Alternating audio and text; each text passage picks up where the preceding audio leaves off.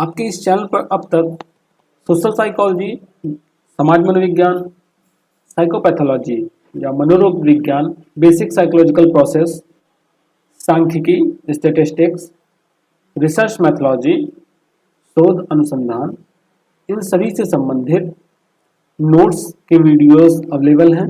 इनके साथ साथ एमसीक्यू टाइप क्वेश्चंस भी, ऑब्जेक्टिव क्वेश्चंस भी, जिसमें सोशल साइकोलॉजी से रिलेटेड, एबनॉर्मल साइकोलॉजी से रिलेटेड, पर्सनालिटी मेंटल टेस्ट से रिलेटेड, स्टैटिस्टिक्स, सांख्यिकी से संबंधित, रिसर्च यानी शोध से संबंधित, गाइडेंस काउंसलिंग, परामर्श एवं निर्देशन से संबंधित, इन्वायरमेंटल साइकोलॉजी और लास्ट में साइकोलॉजी प्रैक्टिकल से संबंधित कंप्लीट वीडियोस चैनल पर मिल जाएंगे। आपको इन वीडियोस के लिए सिर्फ यहाँ पर जो आपका वीडियो के नीचे टाइटल है, टाइटल के सामने आपको डिस्क्रिप्शन का एरो दिख रहा है, इस एरो पर आप क्लिक करेंगे, नीचे आपको सभी प्लेलिस्ट के लिंक प्रोवाइड हैं। आज की क्लास से हम प्रदूषण टॉपिक को स्टार्ट कर रहे हैं, पॉल्यूशन टॉपिक को स्टार्ट कर रहे हैं, और जिसके अंतर्गत आज का हमारा जो टॉपिक है वो है वायु प्रदूषण या एयर पॉल्यूशन। इसमें हम ये देखेंगे कि वायु प्रदूषण क्या होता है, वायु प्रदूषण के कौन कौन से सोर्सेज हैं, स्रोत कौन से हैं, इसके अलावा वायु प्रदूषण का व्यक्ति पर क्या प्रभाव पड़ता है और समाज पर क्या प्रभाव पड़ता है। इन सभी टॉपिक को आज हम इस वीडियो में कवर करेंगे। तो चलिए स्टार्ट करते हैं आज की क्लास। सबसे पहले हम बात करते हैं इसकी डेफिनेशन के बारे में। तो WHO ने इसकी एक डेफिनेशन दी वायु प्रदूषण की और बताया कि वायु में उपस्थित हानिकारक पदार्थों की वह मात्रा जो मानव तथा उसके पर्यावरण के लिए हानिकारक हो, वायु प्रदूषण कहलाती है। मतलब वायु में जब जो हानिकारक पदार्थ हैं उनकी मात्रा बढ़ जाती है और वो मात्रा फिर मानव के लिए और आसपास का जो पर्यावरण है, जो इन्वायरमेंट है, उसको जब हानि पहुंचाने लगती है, तब हम उसको वायु प्रदूषण की कैटेगरी में रखते हैं। जैसे अभी हाल फिलहाल में दिल्ली में ऐसी कंडीशन आ गई थी कि वायु प्रदूषण के कारण लॉकडाउन लगाना पड़ गया था, क्योंकि वायु की जो गुणवत्ता है वो बहुत ही ज्यादा घट गई थी। दूसरे शब्दों में अगर हम कहें तो यह कह सकते हैं कि वायु में विषैली गैसों की मिलावट या वायु के भौतिक, रासायनिक और जैविक गुणों में ऐसा अवांछित परिवर्तन जो मानव व अन्य जीवों पर प्रभाव डालता है, वायु प्रदूषण कहलाता है। मतलब वायु में जब विषैली गैसें मिल जाती हैं, जैसे कार्बन डाइऑक्साइड हुआ, कार्बन मोनोऑक्साइड हुआ, सल्फर ऑक्साइड हुआ, तो ये जब चीजें वायु में मिल जाती हैं तो क्या होता है कि इनके मिलने से वायु प्रदूषित हो जाती है, वायु विषैली हो जाती है। और ये विषैली वायु जब सांस के द्वारा व्यक्ति के अंदर जाती है तो उसे काफी ज्यादा हानि पहुंचाती है। इसके साथ साथ जो अन्य जीव जंतु हैं उनमें भी ये वायु काफी ज्यादा हानि पहुंचाती है। तो इसे ही हम वायु प्रदूषण की कैटेगरी में रखते हैं। अब वायु प्रदूषण पर बहुत सारे शोध हो रहे हैं, पहले भी होते रहे हैं, आज भी हो रहे हैं। तो इन शोधों से एक चीज निकलकर सामने आई है कि वायु प्रदूषण किसी एक जगह विशेष की समस्या नहीं है, ये विश्वव्यापी समस्या है, ये सर्वव्यापी समस्या है और ये संपूर्ण विश्व में के लोग इस समस्या से प्रभावित हैं और इस समस्या से जूझ रहे हैं। अब आइए हम बात करते हैं कि जो ये प्रॉब्लम आई, तो पहले तो इतनी प्रॉब्लम थी नहीं, अब इतनी प्रॉब्लम अगर बढ़ी है वायु प्रदूषण की, तो उसके मेन कारण कौन से हैं, उसके कॉजेज क्या हैं। तो प्रमुख स्रोतों की बात करें वायु प्रदूषण के, तो इसमें सबसे पहला जो मुख्य कारण है, मुख्य स्रोत है वायु प्रदूषण का, वो है औद्योगिकरण। औद्योगिकरण हमारी प्रगति के लिए बहुत ही लाभदायक है। अगर हमें प्रगति करना है तो औद्योगिकरण या इंडस्ट्रियलाइजेशन, ये सारी चीजें हमें हेल्प करती हैं आगे बढ़ने में। लेकिन इनका हमें मूल्य किस रूप में चुकाना पड़ रहा है? जो प्रगति हम कर रहे हैं उसका मूल्य हमें अपनी स्वास्थ्य पे खतरा लाकर इसको चुकाना पड़ रहा है। अपने इन्वायरमेंट को खराब करके, इन्वायरमेंट को प्रदूषित करके हमें इसका मूल्य चुकाना पड़ रहा है। यहाँ पर बताया जा रहा है कि हम वर्तमान औद्योगिक प्रगति का मूल्य अपने स्वास्थ्य तथा अन्य पर्यावरण प्रभावों की कीमत पर चुका रहे हैं। औद्योगिक उन्नति ही वायु प्रदूषण की जन्मदाता है। जितना उद्योग बढ़ते गए हैं उतनी ही ज्यादा वायु प्रदूषित होती गई है। वाहनों से निकलता हुआ धुआं, जेट विमानों से निकलता हुआ गैस, यहाँ तक कि जो आप घर में फ्रिज यूज कर रहे हैं उसमें भी सीएफसी गैस या एयर कंडीशनर, इन सब में सीएफसी गैस होती है जो कि वायु प्रदूषण का मुख्य कारण होती है। एक शोध में यह भी पता चला कि एक कार 1000 किलोमीटर चलाने के लिए जितना ऑक्सीजन नष्ट होता है, जितना ऑक्सीजन लेती है, उतनी मात्रा में एक व्यक्ति एक साल वो सांस ले सकता है। मतलब अगर आप एक कार को 1000 किलोमीटर ड्राइव करते हैं तो उससे जितना वायु नुकसान हो रहा है, जितना वायु उसमें लग रहा है, उतने वायु में एक व्यक्ति पूरे साल भर सांस ले सकता है। इसी प्रकार एक मोटर गाड़ी 1 मिनट में जितना ऑक्सीजन नष्ट करती है, उतने में 1135 व्यक्ति सांस ले सकते हैं। तो आप सोचिए कि वायु कितना ज्यादा प्रदूषित हो रही है और इससे जो ऑक्सीजन लेवल है वो कितना घट रहा है। इसका दूसरा जो प्रमुख कारण है वो है ईंधन या फ्यूल। वायु प्रदूषण का सबसे बड़े स्रोतों में ये भी आता है। अब घर में पहले लकड़ियां जलती थी, कोयला जलता था, तो वो तो अब कमी आ गई है, एलपीजी गैस की वजह से उसमें कमी आई है, या बिजली की वजह से उसमें कमी आई है, लोग इंडक्शन का यूज कर रहे हैं। लेकिन बड़े बड़े कारखानों में आज भी कोयले तथा खनिज तेल का यूज किया जाता है ईंधन के रूप में, और ये जब जलते हैं तो इनसे सल्फर डाइऑक्साइड गैस बनती है, जिससे छाती में, मतलब सीने में जकड़न होना, सिर दर्द होना, उल्टी व सांस संबंधी, रेस्पिरेटरी संबंधी जो समस्याएं होती हैं वो भी उत्पन्न होती हैं। इसके अलावा कारखानों से जो धुआं निकलता है उसमें कार्बन डाइऑक्साइड और हाइड्रोजन सल्फाइड ये गैसें बनती हैं उनके धुएं में, जो कि रक्त में ऑक्सीजन की जो कमी है, रक्त में वो ऑक्सीजन को कम कर देती हैं। और जब ब्लड में ऑक्सीजन का फ्लो कम हो जाता है तो गले में व आंखों में जलन उत्पन्न होने लगती है। आपने देखा होगा कि कई बार भीड़ भाड़ वाले क्षेत्र में जाने से, या अगर हम कोई लंबा सफर करते हैं तो लंबे सफर में क्या होता है, हमारे सिर में दर्द होने लगता है। तो सिर में दर्द होने का कारण यह होता है कि जब भीड़ भाड़ में आप बहुत ज्यादा रहते हैं या जब लंबा सफर कर रहे हैं तो उस टाइम पे जो कार्बन मोनोऑक्साइड है वो पर्यावरण में बढ़ जाता है, उसकी मात्रा बढ़ जाती है, जिसकी वजह से हमें सर दर्द का सामना करना पड़ता है। और कई बार जब कोई पर्सन घर में भी स्मोकिंग करता है, घर में धूम्रपान करता है, तो घर में भी कार्बन मोनोऑक्साइड का स्तर बढ़ जाता है।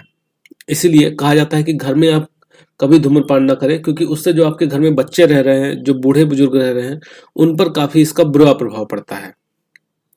इसके अलावा बात करें हम परमाणु बम परीक्षण, आजकल देखें आप, हर देश ये चाहता है कि उसके पास परमाणु बम हो और उसके लिए वो लगातार परमाणु परीक्षण करते ही रहता है। और परमाणु बम से जो नाभिकीय ऊर्जा निकलती है, जो रेडियो एक्टिव किरणें और जो रेडियो एक्टिव कण निकलते हैं, वो वायु को बहुत ही अधिक प्रदूषित करते हैं। और ये वायु को प्रदूषित करने के साथ साथ वहाँ का जो जनजीवन है उसको भी प्रदूषित कर देते हैं, यहाँ तक कि उनकी जो आनुवांशिकता है उसको बदल देते हैं, उनकी जो हेरिडिटी है उस पर भी चेंजेस ला देते हैं। जैसे आप देखें कि जापान में जब परमाणु बम हमला हुआ तो कई सालों तक, यहाँ तक कि आज भी उस क्षेत्र में जहाँ पर परमाणु बम गिरा था, हिरोशिमा नागासाकी, वहां पर आज भी लोग अपंग होते हैं, या जन्म से ही वो जन्मजात अपंगता उनमें देखी जाती है, कई स्वास्थ्य संबंधी बीमारियां उनमें पाई जाती हैं। तो ये क्यों हो रहा है? क्योंकि उनकी आनुवंशिकता पर इसका असर पड़ा है। जो लोग वहां पर बच गए उनके अंदर ये चीज चली गई और उनकी आने वाली पीढ़ियों में वो चीज ट्रांसफर हो रही है। इसके बाद बात करें तो आजकल मानव का जो जीवन है वो बहुत ज्यादा विलासितापूर्ण, लग्जीरियस होता जा रहा है। वो कोई काम करना ही नहीं चाहता है, वो एक चीज को उठाना भी नहीं चाहता, वो सोचता है कि कोई दूसरा मुझे उठा के दे दे। तो जो विलासितापूर्ण जीवन है वो भी वायु प्रदूषण का एक बहुत बड़ा कारण है, जिसमें जैसे पहले लाइट नहीं थी, अब अगर लाइट आई उसके बाद जब लाइट चली जाती है तो लोग जनरेटर का इस्तेमाल करते हैं। इसके साथ साथ खाने को लंबे समय तक बचा कर रखने के लिए कि हमें बार बार मेहनत ना करना पड़े, फ्रिज का इस्तेमाल कर रहे हैं, गर्मी को कम करने के लिए एयर कंडीशनर का इस्तेमाल कर रहे हैं। तो ये जो चीज़ें हैं ये मानव को सुख सुविधाएं तो दे रही हैं, लेकिन इनके साथ साथ जो पर्यावरण है उसको बहुत ही ज़्यादा हानि भी पहुंचा रही हैं। अब जैसे देखें तो CFC जो गैस निकलता है वो ओजोन लेयर को प्रभावित करता है। ओजोन जो हमें सूर्य की पराबैंगनी किरणों से बचाता है, तो उसमें लगातार कमी होती जा रही है, वो लगातार लेयर हटता जा रहा है। तो हमें इन चीज़ों का अपनी लाइफ में भी इस्तेमाल करना चाहिए। जैसे आप इसको पढ़ रहे हैं तो ये नहीं कि सिर्फ आप इसको पढ़ने तक ही सीमित रखें, इसको आप अपनी लाइफ में भी अप्लाई करें कि आज चलिए आप अगर अभी नहीं जॉब कर रहे हैं, अभी आप स्टूडेंट हैं, लेकिन कल को आप जॉब करेंगे, कल को आपको अच्छी सैलरी मिलेगी, तो ऐसा नहीं कि फिर आप भी वही सारी चीज़ें अपनाने लगें जो अभी आज यहाँ पर आप पढ़ रहे हैं। हमें ये करना है कि जब हम उस लायक बने तो हम इन चीज़ों को लिमिट या तो ना यूज़ करें, और यूज़ भी करें तो बहुत ही लिमिट में यूज़ करें, जिससे कि हम अपने पर्यावरण को बचा कर रख पाएं और आने वाली पीढ़ी को एक स्वस्थ पर्यावरण दे पाएं। वायु प्रदूषण के प्रभाव की बात करें तो मनुष्य से लेकर पशु, यहाँ तक कि पौधे भी, जो पेड़ पौधे हैं वो भी इनका प्रभाव झेल रहे हैं, उन पर भी इसका हानिकारक प्रभाव पड़ रहा है। वायु प्रदूषण वायुमंडल को, जीवधारियों को, वनस्पतियों को, सब पर विपरीत प्रभाव डाल रही है। यहाँ तक कि अगर हम भारत के विश्व धरोहर की बात करें तो जो ताजमहल है, ताजमहल भी वायु प्रदूषण की वजह से अपनी सुंदरता खो रहा है, उसकी चमक कम हो रही है। वायुमंडल में कार्बन डाइऑक्साइड की मात्रा बढ़ने से क्या हो रहा है कि पृथ्वी का तापमान लगातार बढ़ता जा रहा है, और जिसकी वजह से जो स्किन कैंसर, चर्म कैंसर या ग्रीन हाउस का इफेक्ट भी बढ़ रहा है। तो वायु प्रदूषण मनुष्य के स्वास्थ्य को, मनुष्य के कार्य निष्पादन और उसके सामाजिक व्यवहार सभी को प्रभावित करती है। आगे यहाँ पर देखें तो मनुष्य का स्वास्थ्य, कार्य क्षमता व वायु प्रदूषण, यानी कैसे वायु प्रदूषण मनुष्य के कार्य क्षमता और स्वास्थ्य को प्रभावित करती है। आगे भी, ऊपर भी हम देख चुके हैं, एक बार फिर से देखते हैं। तो इसमें बताया जा रहा है कि जो जैसे कार्बन मोनोऑक्साइड क्या करता है कि मनुष्य के मस्तिष्क, उसके हृदय तथा शरीर के तंतुओं को उचित मात्रा में ऑक्सीजन मिलने में अवरोध उत्पन्न करता है, वो ऑक्सीजन ग्रहण करने से रोकता है। और जब व्यक्ति के ब्रेन में, व्यक्ति के हार्ट में सही ढंग से ऑक्सीजन की मात्रा नहीं पहुंच पाती है तो व्यक्ति में अंधता, मतलब ब्लाइंडनेस की या बहरेपन की शिकायत भी देखने को मिलती है। इसके साथ साथ एपिलेप्सी, यानी सही ढंग से नींद ना आना, फिर सर दर्द होना, स्मृति दोष, चीज़ों को याद ही ना रख पाना, मानसिक मंदता जैसे रोग भी वायु प्रदूषण के कारण उत्पन्न होते देखे गए हैं। इसी प्रकार जो सल्फर डाइऑक्साइड है वो भी श्वसन क्रिया को प्रभावित करता है। अब इसमें एक रिसर्च बताया गया, गोल्ड स्मिथ ने बताया कि 1952 में लंदन में सल्फर डाइऑक्साइड की अधिकता के कारण काफी लोगों की मृत्यु हो गई थी। वहीं अगर हम बात करें 1984 भारत में, तो भोपाल में गैस रिसाव के कारण जो यूरिया कार्बाइड का जो कारखाना था वहां से मिथाइल आइसोसाइनाइड गैस लीक हो गई, जिसकी वजह से 3 लाख से ज्यादा लोग प्रभावित हुए और हजारों लोग की मृत्यु हो गई। और जो लोग उसमें बच गए वो आज भी स्वास्थ्य संबंधी समस्याओं से जूझ रहे हैं, या उनके जो आने वाले बच्चे हैं, जो उनके बच्चे आए आगे चलकर, वो भी स्वास्थ्य समस्याएं उनके अंदर भी देखी गई। अब इसका मनोवैज्ञानिक प्रभाव भी पड़ता है। इसका मनोवैज्ञानिक प्रभाव ये पड़ता है कि व्यक्ति के अंदर चिड़चिड़ापन, आक्रामकता और उसके कार्य क्षमता में कमी आ जाती है। तो ये तो एक पर्सन के ऊपर क्या प्रभाव पड़ता है उसके बारे में बताया गया। पूरे समाज पर क्या प्रभाव पड़ता है वो चीज देखें तो जब आप खुद देखें कि जब स्वस्थ पर्यावरण रहता है, आसपास की जो वातावरण है वो स्वस्थ रहता है, वहाँ की वायु सही रहती है, तो हमें काम करना अच्छा लगता है। अब जैसे एक जगह पर मान लीजिए 100 लोग इकट्ठा हो रहे हैं और वहां पर कहीं से बड़ी दुर्गंधपूर्ण हवा आ रही हो, तो जो दुर्गंधपूर्ण हवा आ रही है या कहीं से गैस लीक हो रहा हो, तो आप देखिए कि फिर उस स्थिति में काम करना बहुत मुश्किल हो जाता है। व्यक्ति उस स्थिति में काम कर ही नहीं पाता है। और प्रदूषण के कारण ही जो घर से बाहर निकल कर जाने वाले कार्य हैं वो बहुत ज़्यादा प्रभावित होते हैं। खासकर जैसे जो मनोरंजन के लिए किया जाता है, जैसे खेल कूद हुआ, या आप बाहर जाते हैं, मेले में जाते हैं, फेस्टिवल्स में जाते हैं, एग्जीबिशंस में जाते हैं, वहाँ पर अगर वायु प्रदूषित वायु आती है तो वो फिर हमारे ऊपर काफ़ी ज़्यादा प्रभाव डालती है और हम उस माहौल में अपना 100% नहीं दे पाते हैं। इसके बाद अगर हम जो डाटा है उसके अकॉर्डिंग बात करें तो पर्यावरण संरक्षण संस्था ने एक डाटा दिया जिसमें ये बताया गया कि 50,000 से 60,000 लोगों की मौत का कारण सिर्फ और सिर्फ वायु प्रदूषण है। वायु हमारे फेफड़ों में जाती है और जिसकी वजह से जो छोटे बच्चे होते हैं उनकी पाचन क्रिया के रोग उत्पन्न होते हैं। बड़े लोगों में दमा रोग या जो वृद्ध हैं उनमें भी पाचन क्रिया से संबंधित रोग दिखाई देते हैं।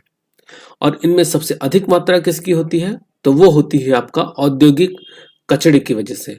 उद्योगों से जो कचरे निकल रहे हैं उनकी वजह से यहाँ पर ये चीजें उत्पन्न होती हैं। जबकि जो सुखद वायु होती है, जो सुखद ताजी हवा होती है, वो नकारात्मकता को कम करती है तथा निष्पादन में वृद्धि करती है। जैसे आप देखें, अगर आप सुबह उठ के मॉर्निंग वॉक को जाते हैं तो वहाँ पर हमें बहुत अच्छा फील होता है क्योंकि सुबह की वायु ताजी होती है और वायु प्रदूषण से बची हुई होती है।